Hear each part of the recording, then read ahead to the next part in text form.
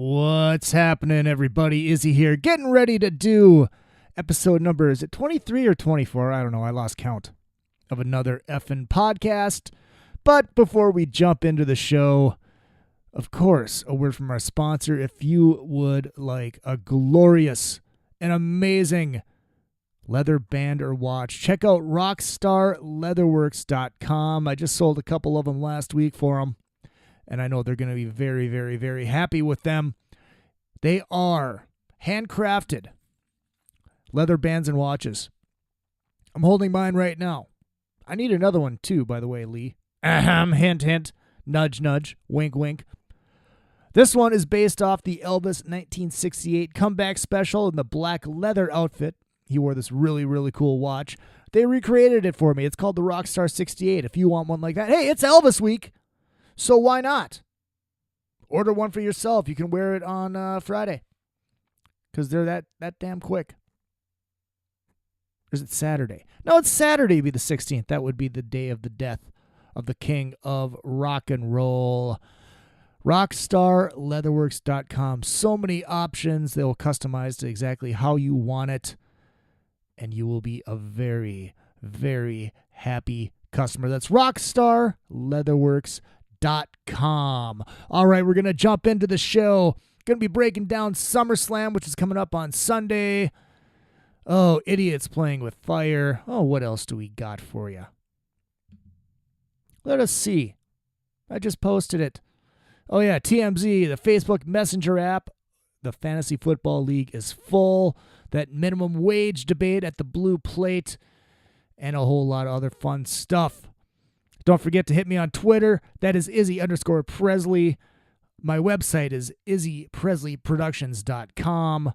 The email is izzy@izzypresleyproductions.com.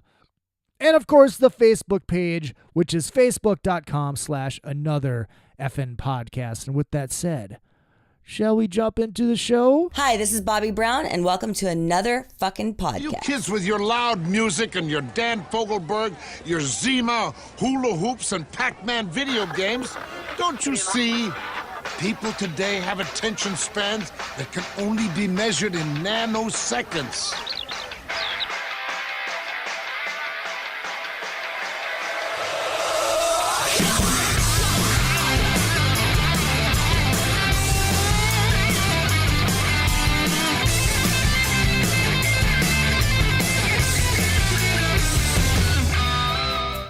Hello, my friends. Hello, Hollywood. Hello, world. And hello, my loyal minions. It is good to see you. It's always great to be seen. It is another effing podcast. I am your host, Izzy Presley. Rolling guest list this week. Had some scheduling issues with Gabby Ray, but we will get her on at some point. Because she's just so damn talented, and she's 16 years old. She played the Monsters of Rock cruise this year. Opened up for Striper. She opened up for Striper at the world-famous Whiskey A Go-Go. She's got some pipes. She's got talent, and it'll be fun to get her on the show. Last week, of course, was Monty Pittman, Madonna's guitar player, played with Prong, and his solo band, which is called Monty Pittman. Go buy his record. It's called The Power of Three. You can get it on Amazon and iTunes and all those glorious places. Check out his website, which is montypittman.com. Of course, this is another effing podcast. And, well, I'm still on the unemployment binge. I am in week, let's see, week 6. Is it week 6 of unemployment? Thankfully, unemployment insurance has kicked in. I'm not talking a boatload of money, but it's enough to pay rent and pay the car payment and all that good stuff. Speaking of a car, if you're in the LA area and you need a car badly and your credit is shot, it's terrible, it's horrible, it's horseshit, it's as bad as mine, you, my friend, are still in luck. One Stop Auto right here in Los Angeles. East LA, man! Or is it Northeast LA? Is it Northeast? I think we're in Northeast. It's off York and Eagle Rock in the Eagle Rock Highland Park area. And it's one of these great places where bad credit, no credit, they they bust their ass to get you through. I'm driving a BMW, 2005 BMW. Granted, I know out here in LA, BMWs are kind of like a dime a dozen, but when in Rome, because, you know, if I have like important meetings, I couldn't be pulling up in a bumperless piece of shit that's covered with rust. So now I'm driving a 2005 BMW, and I absolutely love it. Thanks to the good people at OneStopAutoLA.com. It's the number one, StopAutoLA.com. Stop in, tell them that Tommy sent you. My real name. Oops, I'm breaking the fourth wall. And they'll get you taken care of. Good people over there. Very good people over there. And actually, they have in-house, they have a little in-house shop, too, with cheap rates. Smog check, which is important out here in Los Angeles. If you want to get your tabs every year, you got to pass that little smog test thingamabobber. And they can do all of that there for you. But, like, you know, like I said, I'm in week, is it 6 or 7? I don't know. I lost count. I don't even know what day it is. Oh, that's right. It's Monday, because Monday Night Raw's on tonight. But I'm into the unemployment gig, and I'm not loving it. I mean, I'm loving waking up at noon every day, but, you know, who wouldn't enjoy that? Still pounding the pavement looking for a job, which is what you're supposed to do when you're on unemployment insurance. But it's really not easy out here. It's not. I mean, there's a $9 an hour jobs all over the place, but you can't live on that. Factor in gas, especially with my car. Gas is important. So makes more sense to me to stay on the unemployment insurance till I can find something better and more specialized to exactly what I'm doing. Now, a lot of people are like, well, maybe you should just come home. And I said, no, absolutely not. I've been out here September 1st. I'll have been in LA for 1 year.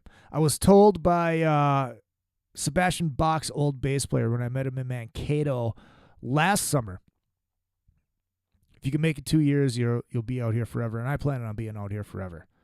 Well, maybe you should just come home. What's next? No, I'm not coming home because I came out here to live. I didn't come out here to go on vacation for a year. And I'm this far in. There's no turning back now, baby. I love it out here. This town was made for me. Absolutely. What do we got on deck for the show? Oh, let us see. We got lots of fun stuff to talk about. The Fantasy Football League is full. We do have a full Fantasy Football League. Let us look at our roster. Oh, let's see. I think if everything works out correctly, maybe we will do a... Whoa, hold on.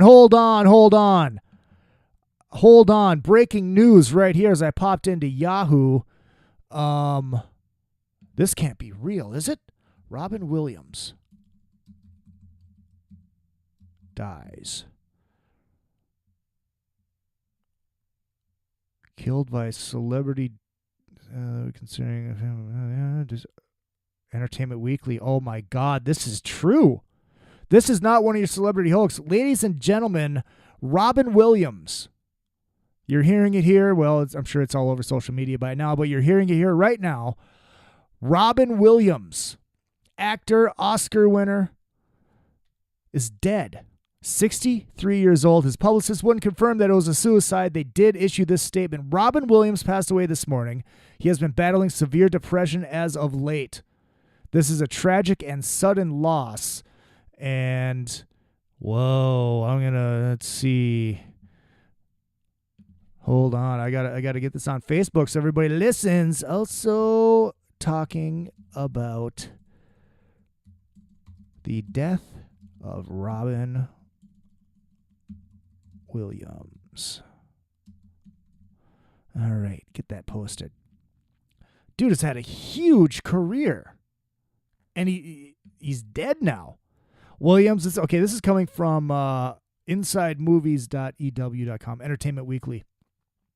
So of course this is a legit source. Williams, who won an Oscar for his supporting role in Good Will Hunting, will reprise the role as Theodore Roosevelt in the third installment of Night at the Museum this December. He had recently signed on to reprise his beloved role as Mrs. Doubtfire in a sequel to be directed by Chris Columbus and was last seen opposite Annette Bening in the indie film Faces of Love. This story is developing. This is fresh. This is happening right now. This is absolutely happening right now. Robin Williams, Mork from Ork, is dead. Rest in peace, Robin Williams. Wow, man, that's just trying to sign into Yahoo so I can talk about fantasy football, and I find out that Robin Williams is dead. The dude had a huge career. Started out as a comedian, huge comedian. And of course, you know, Mork from Ork and all that. Wow. Robin Williams dead, 63 years old. I'm not going to sit here and talk about his whole career, because I have more important stuff to talk about, you know, like fantasy football and professional wrestling. And I wish I had somebody in here to discuss this with me that was on the movie front, but that is, well, this is a little too last minute for that. Robin Williams, dead at the age of 63, possibly a suicide. Obviously, he's been battling alcoholism for a very long time. And if everybody remembers, it was just a couple months ago that he was took a picture of himself. He went back to Hazleton in Minnesota, and just as a checkup, just as he checked himself in, just to go back and reaffirm his sobriety and all that stuff. And nobody knew about it until he took a picture with a gal working at the Dairy Queen in the town that establishment is in. And that was the last I heard about him. And now Robin Williams has died. That's right. One more time. Oscar winner and comedian Robin Williams died this morning at the age of 63 years old. Of course, this, of course, is August 11th, 2014. Wow, breaking news here on Another Effing Podcast. Who would have thunk? Who would have thunk I could be socially relevant for a little while? But anyways, let us dive into this fantasy football shiznit. Oh, let's get into there's the sports. Let us talk about our teams and people that have signed up for this nice little league, the Another Effing Podcast League. Of course, the Wrestling Rube I Am. The two divisions are called the ECW and the NWO. Live draft will be Sunday, August 31st, 3 p.m. Central, and hopefully I'm going to see if I can get a football analyst in here that day. And maybe we can have said football analyst break down the draft as we do it live. That could be kind of interesting. And boring for people who don't give a rat's ass about fantasy football or sports in general. But it doesn't mean we can't have fun with it. The ECW division. Jason's team. Jason, you need a new name for your team. I'm sorry. Derek's legit team. Mike's majestic team. Pogmothoin. Whatever the hell that means. Bauer's Brawlers. That would be Mr. Bauer. That would be Bobber. The fantasy football guru, so to speak, of the league. And expect a lot of laughing during the draft as people pick people that he thinks are not capable of being fantasy football producers. That's just how Bob rolls. And, of course, finishing it off, the ECW division would be my team, the Job Squad. I have that team name every single year. And actually, since I started using that name, I've been winning. Funny how that works. And not even leagues where I'm the commissioner. The NWO division, Twice Your Monkey. Bone Marrow Trans Am. It's got a ring to it. Big Dog Express. That would be Trailer Park Russ. Big Dog Express. Michael's Rad Team. The Denver Sackers. And, of course, last but definitely least, I mean not least, haha, wink wink, nudge nudge, Dirty One, which of course we all know is a good friend of the show a guy by the name of Big Gay Brad. Another Minnesota boy. He loves the Steelers. He's a diehard Steelers rube. Why? I don't know. I mean, in the past 20 years, they've had one cool thing, and his name was Greg Lloyd. Greg Lloyd ruled. So, of course, that draft again will be the 31st, the last day of August at 3 p.m. Central Standard Time. That means I have to be up by 1 o'clock. Actually, I have to be up earlier than that on a Sunday, which is quite unfortunate because sleeping is awesome. Wow. Sorry, felt I had to belch for you. But if you missed out on the Fantasy Football League and you still want to play fantasy sports, don't fret, my friends, because we're going to do a Fantasy Hockey League too. The Another Effin' Podcast Fantasy Hockey League. Look for information on that coming up in September. Preseason starts in late September, and the NHL season kicks off in early October, and of course that is the greatest time of the year because hockey rules. Hockey will always rule, and I don't care if your non-hockey loving people don't get it. That's fine. It's our sport. We love it, and we are very diehard about it. And there will be, I know that league will fill up fast because there is a hell of a lot of hockey rubes out there. Oh, man. So, SummerSlam's coming up this weekend. Right here in Los Angeles at the Staples Center. I will more than likely not be there because, this Sunday at noon, I am taking myself to The Price is Right. Hopefully my skinny fat ass will get on stage and win a whole bunch of money and a whole bunch of stuff. That would be absolutely amazing. But SummerSlam is this Sunday at the Staples Center. And, more breaking news. Sports related, Josh Willingham traded from the Twins to the Kansas City Royals in exchange for a minor league right-handed pitcher. Does not surprise me. I figured they would move him at some point. Just did not think it would be in the division. Not that it matters because the Twins are so far out. Probably just be a rental player for them. But who knows? Willingham was a fun addition for the Twins. But, all right. So 2 things of breaking news during this show. The death of Robin Williams by a possible suicide. 63 years old, and Josh Willingham traded to the Royals from the Minnesota Twins. Here we go. This is your SummerSlam breakdown match by match. I'm not going to spend a whole lot of time on it. But since I'm a wrestling rube, I must. And, let's see. What time is it now? I've got 45 minutes until Raw starts, so we'll get through this kind of quick. First match of the night, Dean Ambrose versus Seth Rollins. Of course, not a rematch, but a little feud that started when Rollins left the Shield and turned heel and joined Hunter and Stephanie out there so good.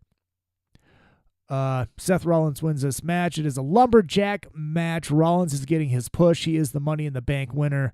And as good as I didn't realize this about Dean Ambrose, he is a former hardcore wrestler, doing a lot of these hardcore matches before he broke into the WWE. So that guy can take some bumps, and he annoys me when he talks. I just don't like his delivery, but he's great in the ring, as well as Rollins. And, of course, Roman Reigns, too. Former Minnesota Viking Roman Reigns. We'll get into that in a second. But Seth Rollins wins this match because of the push that he is getting. And then probably a rematch on Monday night following where Ambrose will win because it's not a pay-per-view. Next, for the Intercontinental Championship, The Miz. The man probably with the hottest wife in the wrestling industry. Oh, my God, she is gorgeous. She is absolutely gorgeous. That is Maryse, Jacqueline, or whatever the fuck her name is. Wow, is she hot. Look her up. She used to be a professional wrestler too. She was one of the divas. Look up Maryse, man. She is absolutely gorgeous. Anyways, the Miz takes on. He is the Intercontinental Champion.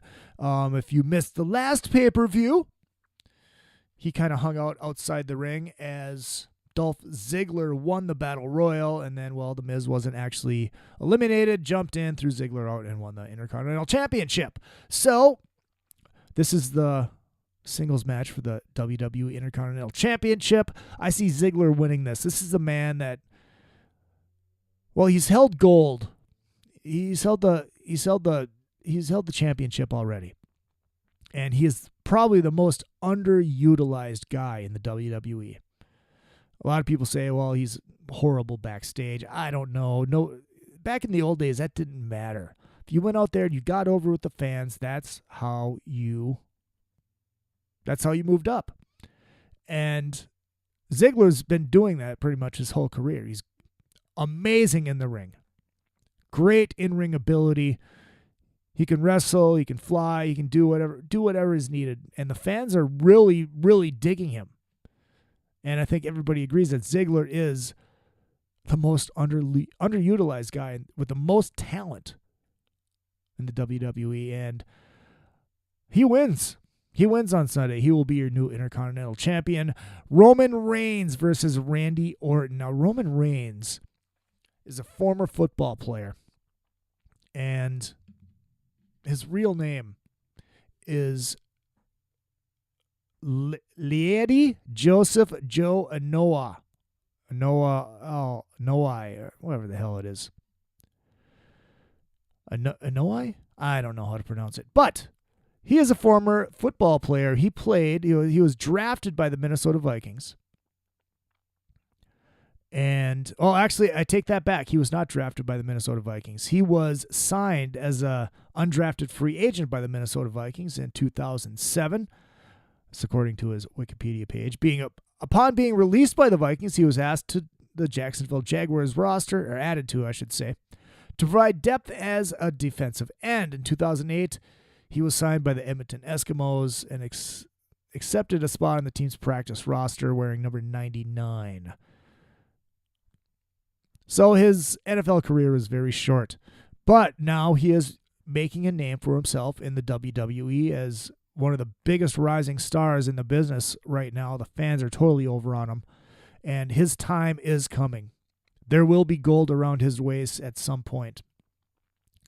Fans love him. He is really good in the ring, and he is taking on Randy Orton, the Viper, the son of Cowboy Bob Orton, and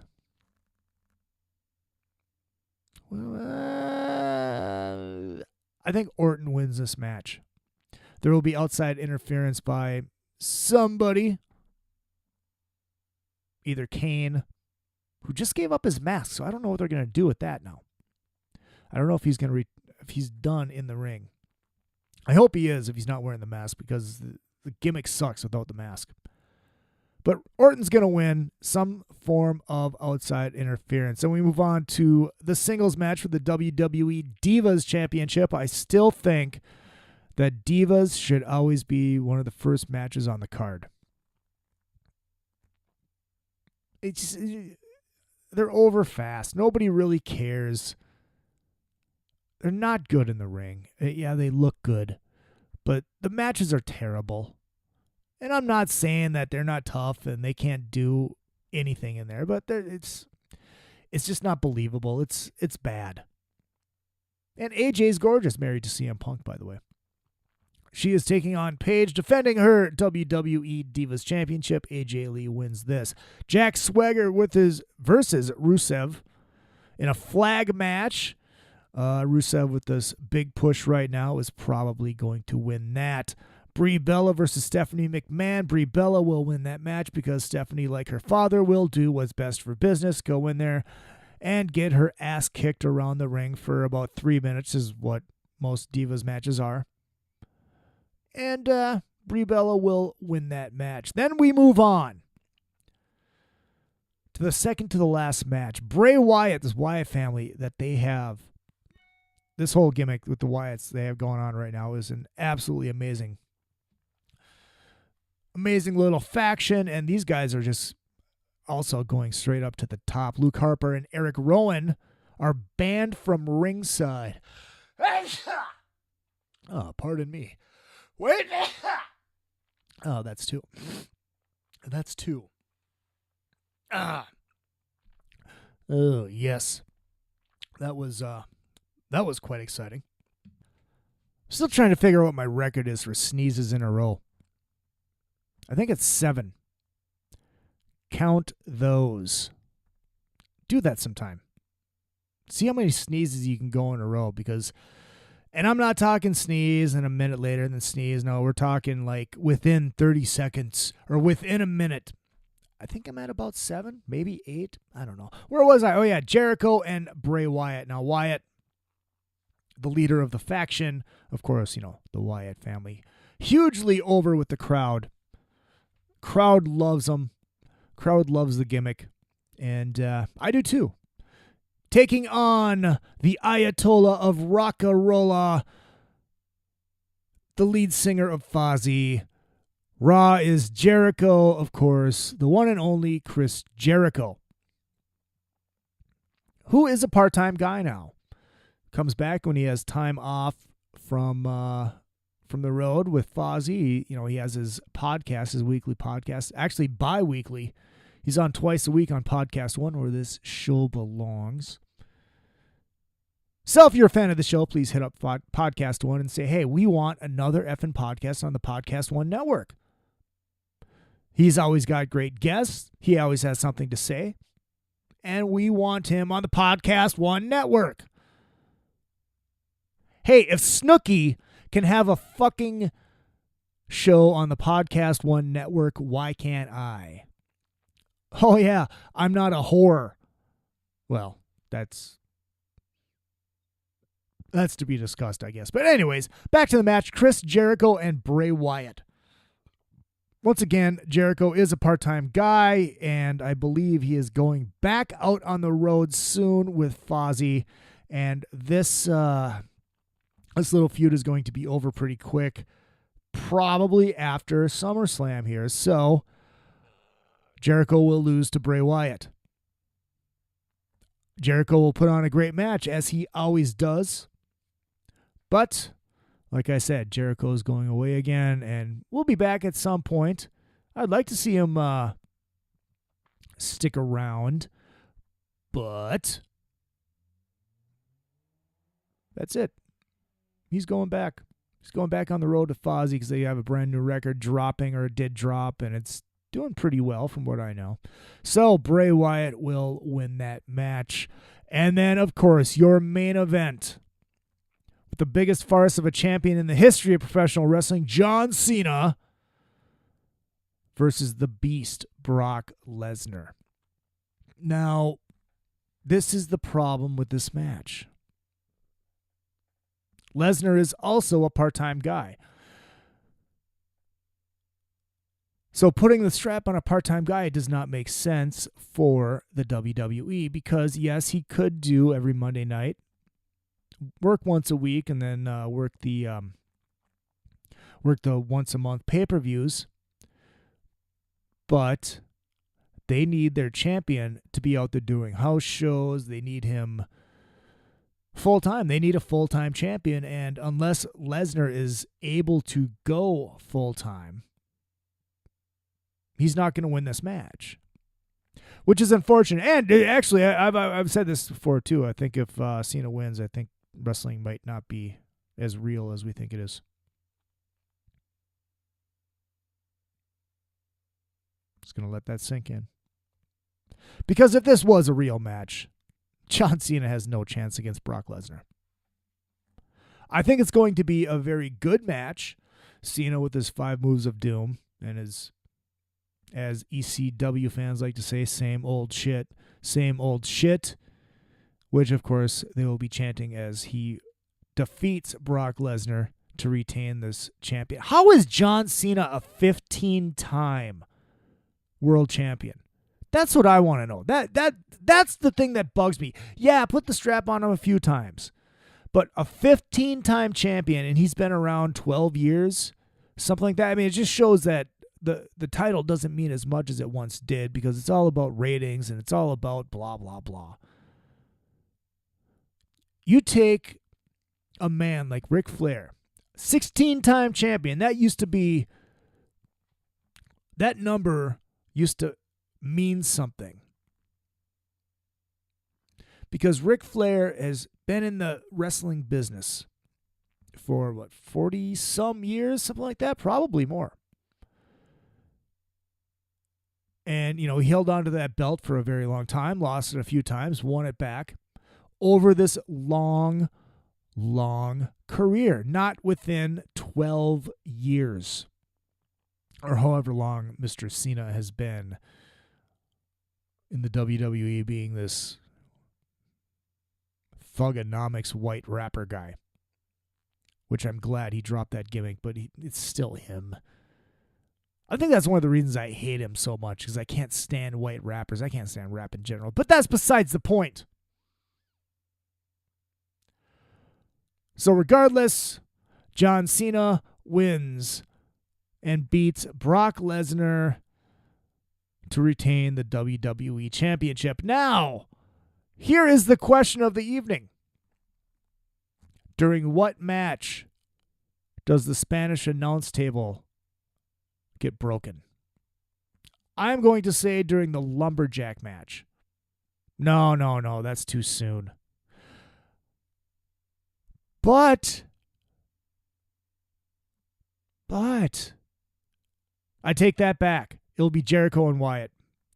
That's when the Spanish announce table will get broken. Oh yeah, if you're a wrestling rube like I am, go ahead and follow on Twitter. It's at SP_announce_TBL. It's a Spanish announce table Twitter. It's a fun little gimmick. I'm sure that Spanish announce table will be tweeting throughout the pay-per-view, because that's really the only time that he gets used. He's not on Raw, only during the pay-per-views. So there we go. Let's run down this one more time. Seth Rollins over Dean Ambrose. Ziggler over The Miz to win the WWE Intercontinental Championship. Randy Orton will beat Roman Reigns. AJ Lee will hold on to her Divas title, beating Paige. Rusev will beat Jack Swagger in the flag match. Brie Bella will beat Stephanie McMahon, who's going to do what's best for business. Bray Wyatt over Chris Jericho, and John Cena defending the WWE World Heavyweight Championship. Wear your belt like a champ, by the way.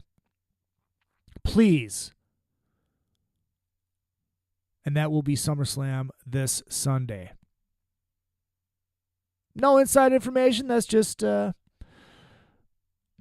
thoughts on it. That is what will happen. Hey, if you're a Kiss fan, check out the podcast, Three Sides of the Coin. That show is growing and growing and growing. And it's great. Tommy Summers and Michael Brandvold. Michael Brandvold, of course, is he started, Kiss fans will know this, before Kiss Online happened in the mid to late, I think it was 98 when Kiss Online started. That's how late they were to the website craze. Michael Brandvold started a website called Kiss Otaku. It was the 5th Kiss-based website in the history of the internet. I remember using it. Well, he got hired by Gene. Gene called him. Would you like to come work for Kiss and do our online marketing and blah, blah, blah, blah, blah, and me get money, blah, blah, blah, blah, blah. That's my Gene Simmons. Thank you very much. So he worked for Kiss from 1998 until 2005, I believe. Check out his book, too. What is the title of that? I should know the title of it off the top of my head, but 11 Things I Learned While Working for Kiss. It's a marketing book. It's free. It's a lot of good information, but of course I have to poke him a little bit because every picture that he has in there with him in it is with Tommy Thayer.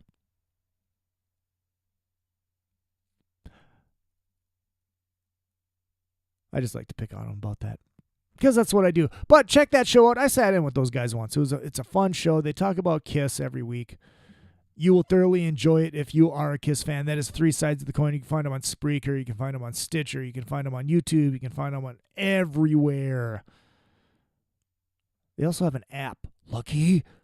Once I raise enough money, I'm going to get that app too. I can get an app. There should be another effing podcast app. I need $100. So everybody, send me money. Izzy.Presley at PayPal is my PayPal. Izzy.Presley at gmail.com is the PayPal. And we can make this show bigger and better. It will be good. Oh, man, this whole Blue Plate deal. If you know the story that I'm talking about, this establishment called Blue Plate, it's a restaurant company.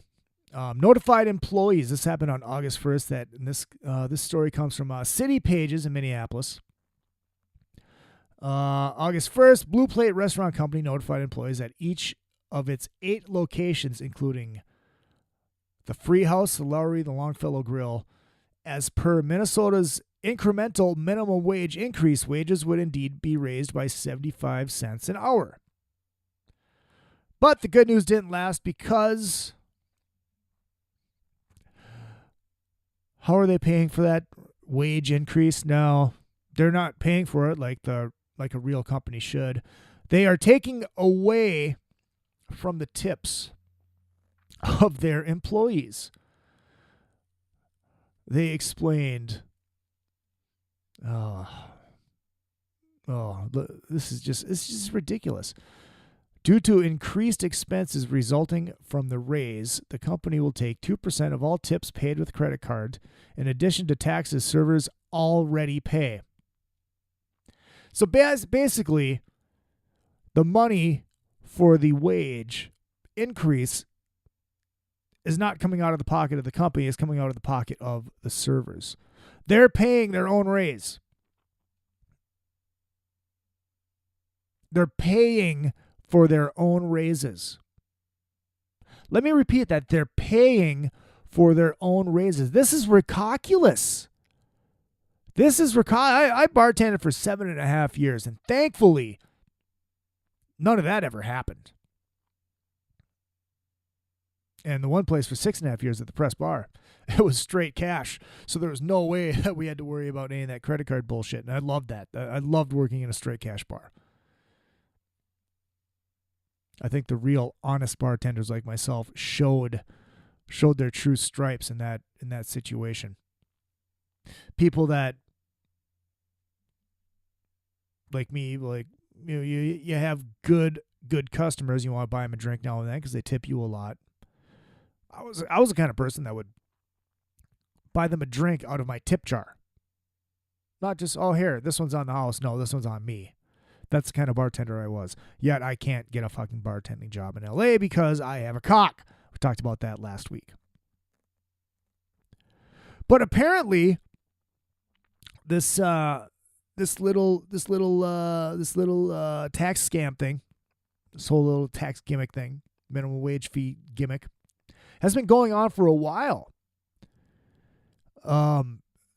Story goes on to say, charging servers a percentage of their tips is nothing new for Parasol Restaurant Holdings, owners of Burger Jones, Chino Latino, Manny's Steakhouse, and more, who have engaged in the practice since September 2011. And one Twitter user claims that Psycho Susie's, another famous place in Minneapolis, pardon me, I think I need a sip of water. I'm feeling rather parched.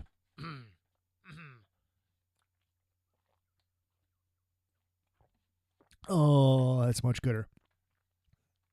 Psycho Susie's has been doing this also. And last week, City Pages wrote about Stillwater's River Oasis restaurant after they started charging customers a minimum wage fee of 35 cents on each bill. That's where this whole thing exploded. Well, that's at least they're charging the customers. And it's only 35 cents on each bill. I mean, that's not bad. You know, I understand that in a way to up your revenue so you can help out the business to pay the employees. But if you're taking the money straight out of the employees' pockets, that's bullshit. And that's wrong. I mean, it's almost as ridiculous as, oh my God. Out here in LA, Like at the Improv, for instance, if you run a tab, you get your tab when you're going to pay it at the end of the night, and your slip will have not only your tip worked in, but a line for additional tip. So the tip that they already took out that you had no choice but to pay is there. But you can give them more if you want. I think that's bullshit too. It's like you're expecting me to tip no matter what your service is. And really, if you're not tipping, you're probably kind of a douche. I may be broke, but I still fucking tip. Because that's how a lot of these people make their livings. I bartended. I know.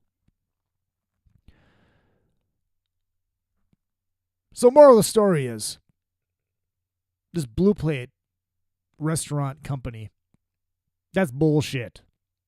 And I feel bad for their employees. It's just not right. It's not right. This place in Stillwater, that place is doing it right. They charge the customers. It's 35 cents on a credit card bill. Big whoop. There's people all up in arms about that too. Big fucking deal. 35 cents on your credit card bill. You plan for it. 35 cents.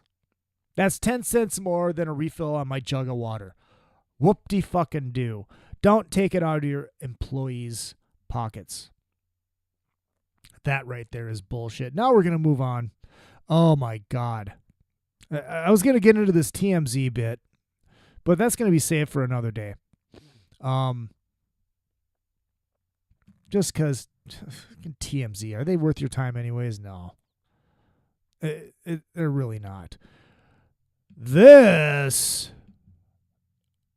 Facebook app. This Facebook app, man. Oh no, I lost my other link. I lost my link. I had this link for playing with fire, the fire game.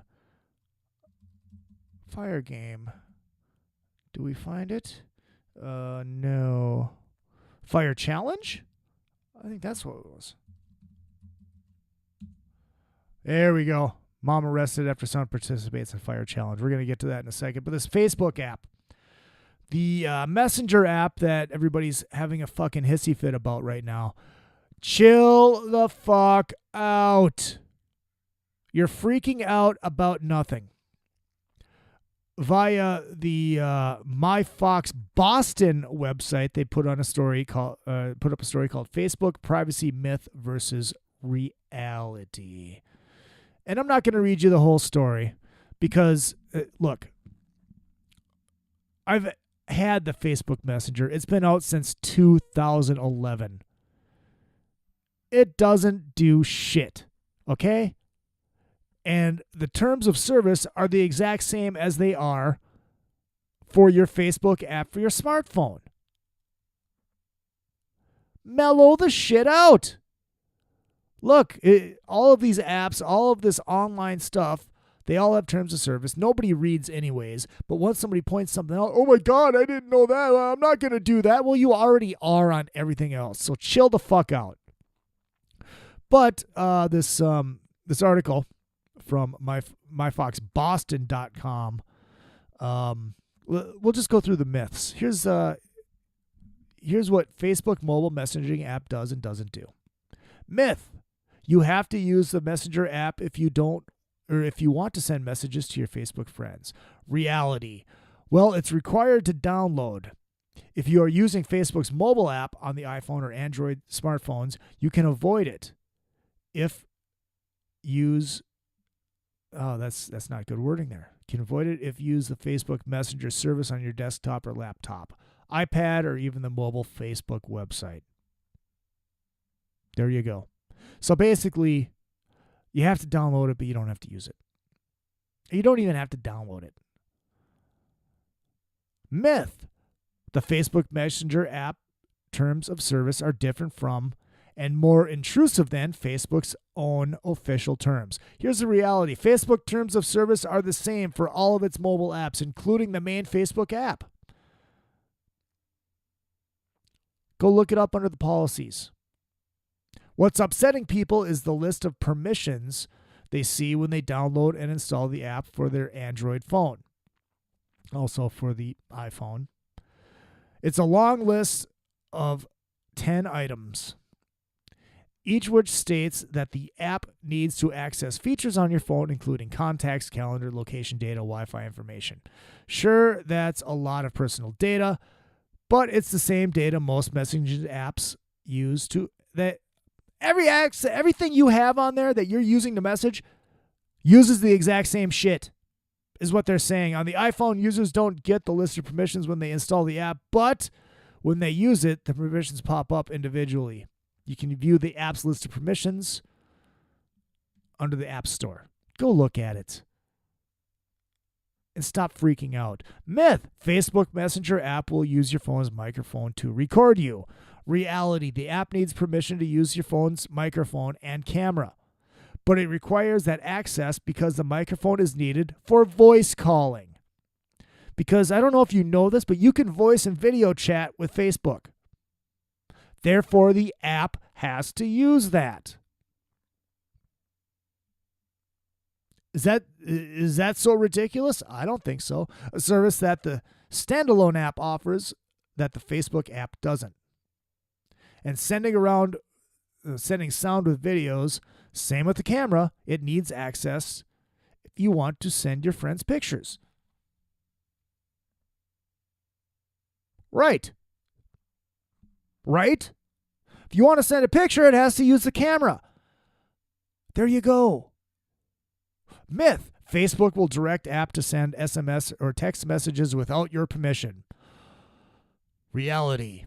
One of the permissions does say that Facebook can edit, receive, and read and send SMS messages, but the company says the reason it wants you to send and receive SMS messages is so that if you add a phone number to your messenger, which you do not have to, it says if you do not have to, you can confirm by confirmation code that Facebook sends via text message.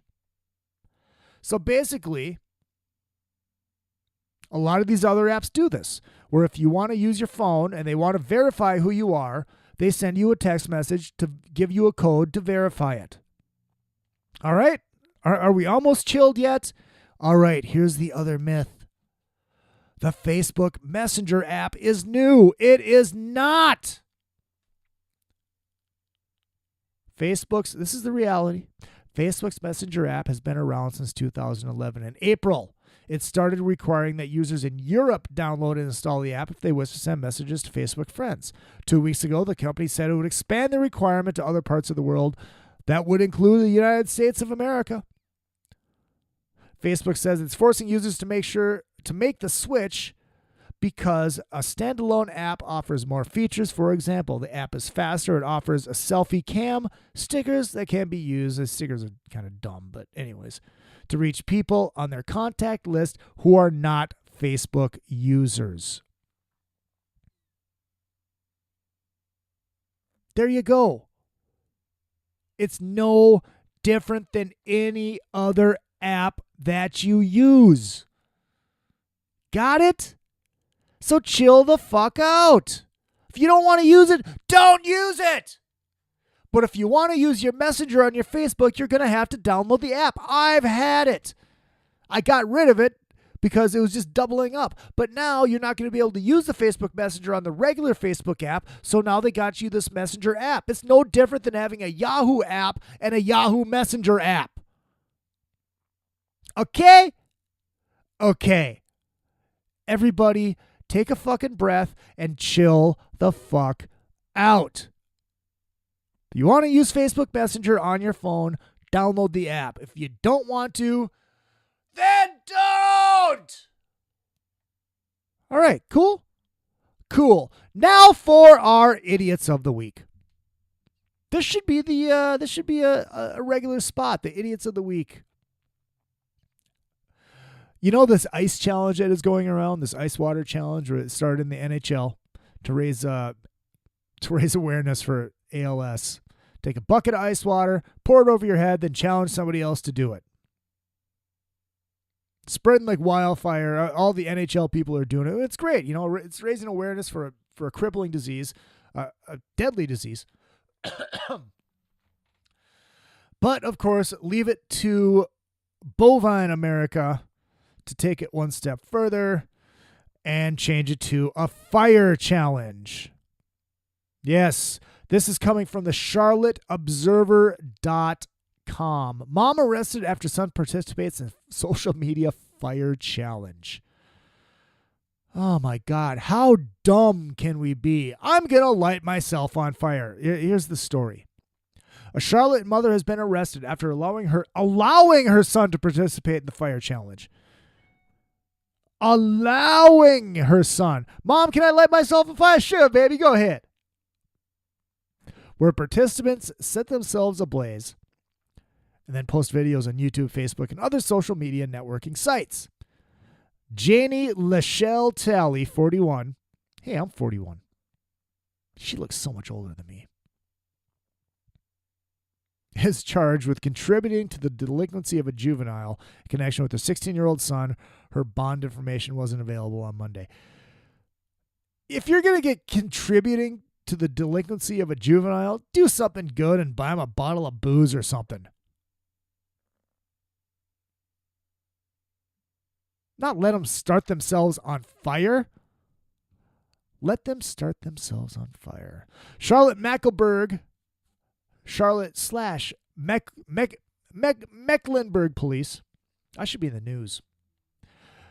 Detectives say Talley's son poured fingernail polish on himself on July 29th and then set himself on fire. Talley was present and aware of what her son was doing and facilitated the recording. Oh, yeah, Mom. All right. So not only did you tell your son that this was a great idea, you're the one who videotaped it. Oh, this is going to be funny, honey. Other people nearby put out the fire. The teen suffered from minor burns on his chest and neck. The kid wasn't hurt. He had a couple small burns. Should she go to jail for this? Should she lose her child for this? No. I think she's learned her lesson. Someone notified the department. Of course, somebody had to notify the Department of Social Services because everybody's got to be a tattletale. And police began an investigation 2 days later. Talley was arrested August 6th by youth crime detectives, and her trial is scheduled for October 2nd. They're going to send her to jail for this. She'll probably just get public service or something like that. Public health and law enforcement agencies across the nation have sharply criticized the fire challenge. Well, duh. Which has severely burned several teens across the United States. At least they're smart enough not to use gas. Well, I'm going to take that statement back because this is America. The ubiquity, that's a big word, of smartphones and the access to social networking and video sharing sites has made similar challenges popular in the past. The challenges range from dangerous to benign. Benign, something like that. For example, some encourage people to record themselves eating a teaspoon of cinnamon or eating a Mentos and then drinking Diet Coke. According to police, Facebook has removed fire challenge videos from its site to avoid the copycats. Thank you. Thank you. I don't think they should be taking them off. I say leave them on to show how people are so stupid. I'm going to set myself on fire. Why? Well, somebody said I had to. Why? Well, they said I had to because they had to do it.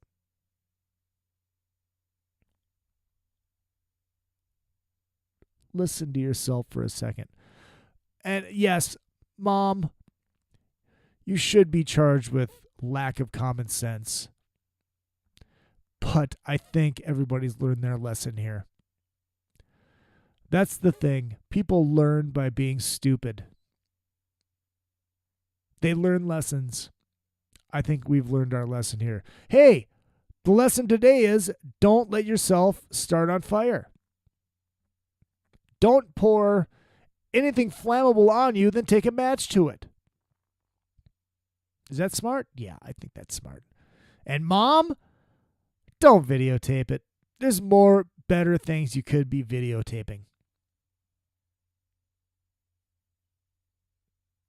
Specifically not of your 16-year-old son setting himself on fire.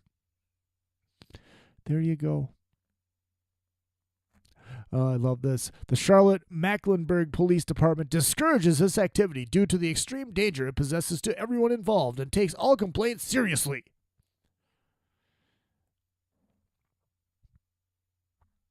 Let him be stupid. I think they learned their lesson. And you know what I learned? I learned it is time to make like a tree and get the fuck out of here. This has been another effing podcast. Don't forget to check out 3 Sides of the Coin podcast and Michael Brandvold's book, 11 Things I Learned While Working for KISS. It's a great marketing book. You can download it at noisetrade.com. And, of course, Rockstar Leatherworks. RockstarLeatherworks.com. Get yourself an amazing, badass rock and roll leather band or watch. And of course, and if you're in the LA area and you need a car, check out OneStopAutoLA.com. Bad credit, horseshit credit, they can help you out. If you want to support the show, the PayPal is izzy.presley@gmail.com. I have stuff that I need to do for the show, so if you would be kind enough to send me some money, you don't have to. It's a nice donation. Helps the show out. I need a program, and I need to expand my Spreakers so I can put up new shows without deleting old ones. That shit costs money. So please, help the show out. I will see you next week. I got guests coming up. Nobody confirmed for next week yet, but we have feelers out there. In the upcoming weeks, I will probably have a porn star. I will have of the female type. Not Randy West or Ron Jeremy, but that would be pretty badass. I will have a sex therapist who is also an adult entertainer and absolutely gorgeous. Working on that too. Trying to get the people from Grill 'em All in here. Talk about some glorious burgers. And speaking of burgers, dude from that Burger America show where he drives around the country eating hamburgers. I'm working on getting him in the studio also. And also another guy from the Food Network who resides here in Los Angeles. All of this stuff we are working on, and it will be amazing. And, of course, the amazing Gabby Ray will be coming up in the weeks to come. But until next week, I will see you all. I do love you all. It is another fucking podcast.